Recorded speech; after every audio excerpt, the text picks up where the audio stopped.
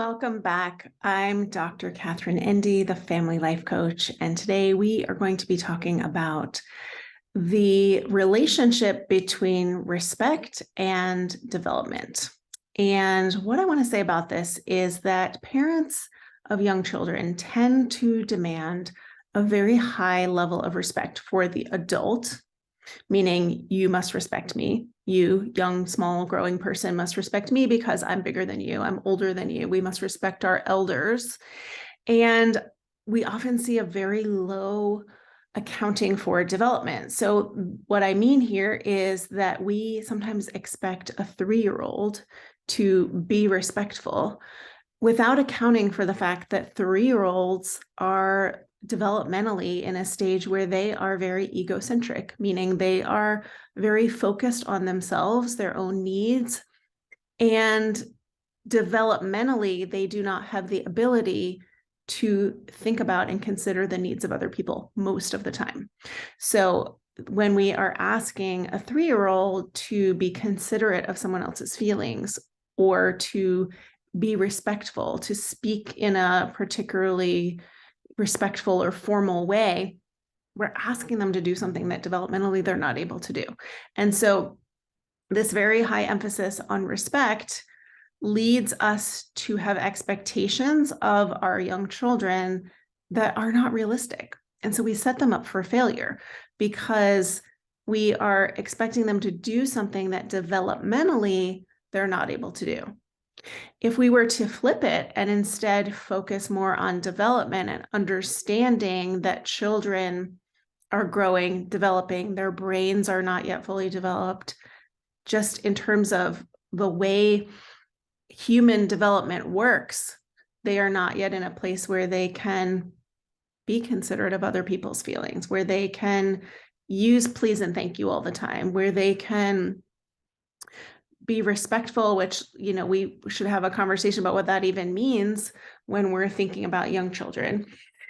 When we can focus more on development, we are setting an expectation that is much more realistic, much more developmentally appropriate, and that leads us to fewer power struggles.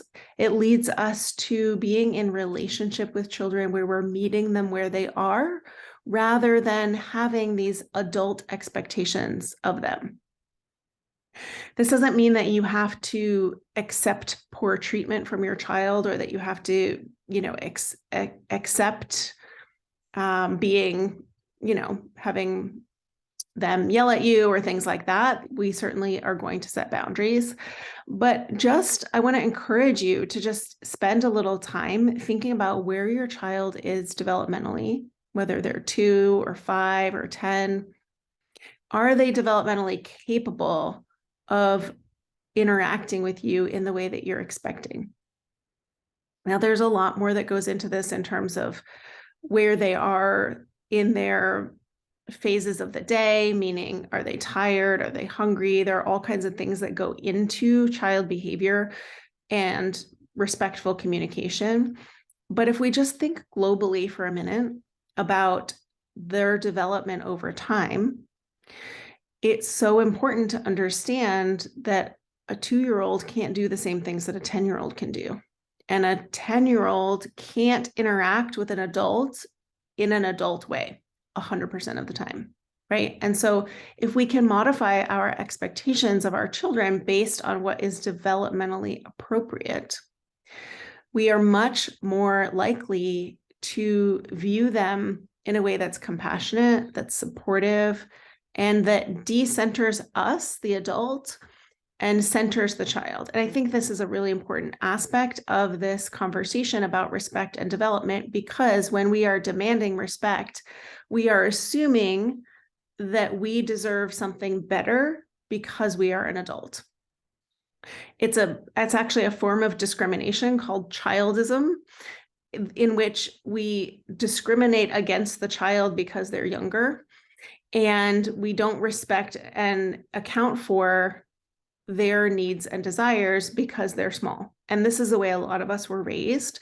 It's certainly an old way of thinking about children and child development, that children should be seen and not heard, that children should never interrupt adults, that children should never disrespect adults, that prioritizes the adult above the child. That's saying that my needs as an adult person take priority because I'm an adult. And that's actually not the way, that's not a way of interacting with young people that's going to lead to supportive, kind, and useful interactions with them, because that is just going to create a lot of power struggles. Children are egocentric because they need to protect their own safety. They need us to protect them. They need us to support where they are developmentally. So this old way of thinking that children need to be respectful doesn't take into account their development. So I hope that this is useful. I hope that you will like and subscribe and share this video with a friend if you found it helpful, and that we will continue the conversation. Talk to you soon.